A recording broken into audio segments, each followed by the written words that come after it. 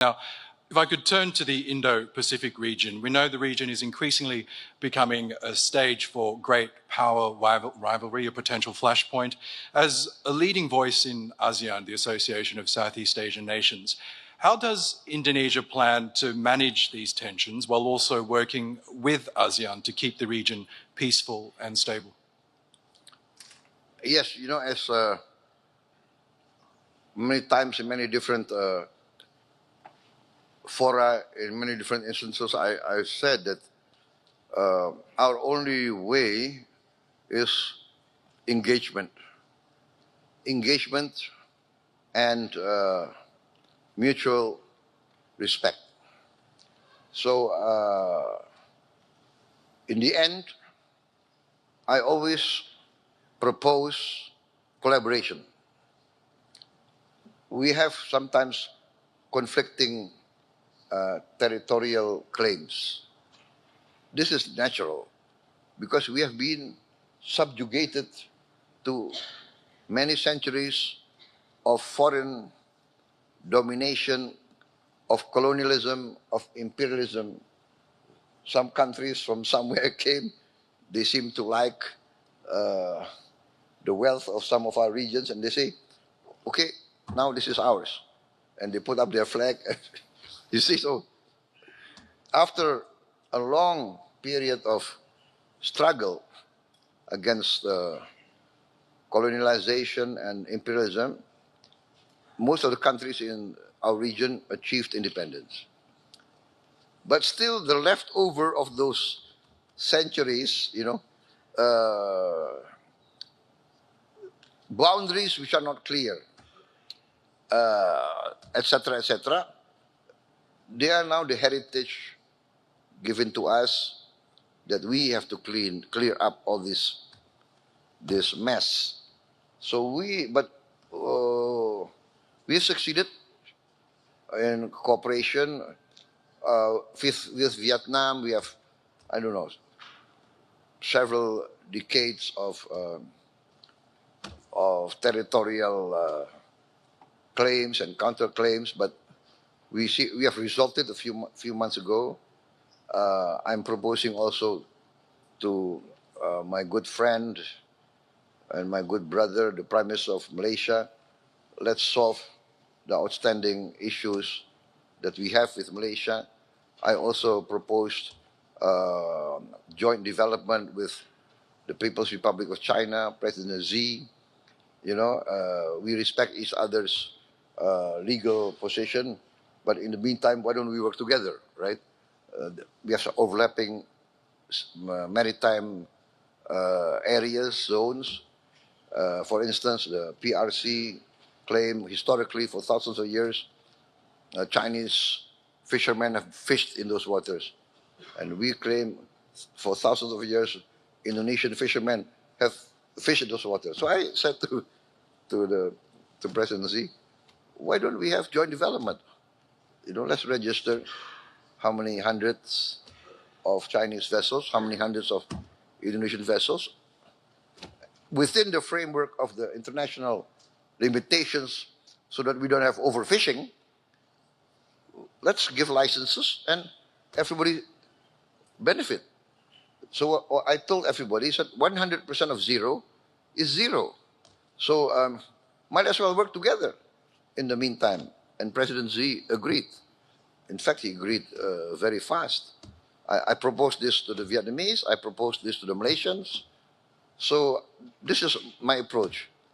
Let us work together to achieve common prosperity. Every race, every country, every religion in the world aspire to the same thing. Life, liberty, the pursuit of happiness. Everybody needs the basics. Prosperity, there is no prosperity without peace. So this is my approach. Now, becoming president was a hard-fought battle for you. You pointed out that you contested several elections before finally winning last year. Now that you are leader, what is your vision for Indonesia, a nation of more than 280 million people, highly educated? What do you hope to achieve in your time as president? number one, I have to safeguard the nation's wealth, our natural resources, our wealth must be safeguarded. To protect it and to make it useful for future generations. That's at most, because without the resources, then it's very difficult to achieve prosperity. Number two, we must have wise, correct, and common sense policies. That is the duty of every government, in my opinion. After being an amateur historian, I studied the history of many civilizations. The key to every country's well-being and independence is the ability of every country to guarantee food for its people, food security. And I think this is also the realization of the United Nations. The United Nations several years ago said that the future global crisis will be three. What they say, the FENW, food, energy, and water. So likewise, in Indonesia, I have to guarantee food for my people. Number two, I have to guarantee energy for my people. And then water. Alhamdulillah, thank God, Indonesia, we have abundance of water. We have the other way around. Sometimes we have too much water, and then there's flooding, you see? And that's I would say that's our challenge, right? Like, we must manage our water, that it becomes useful. It doesn't become a natural disaster. And this is also a matter of education, matter of good governance. So that, and then of course, prosperity can only be achieved by the grasp of science and technology. Science and technology will enable us to industrialize. And so education, investment in science, technology, and in education is very important. In our budget, the number one, the highest item in our budget is education.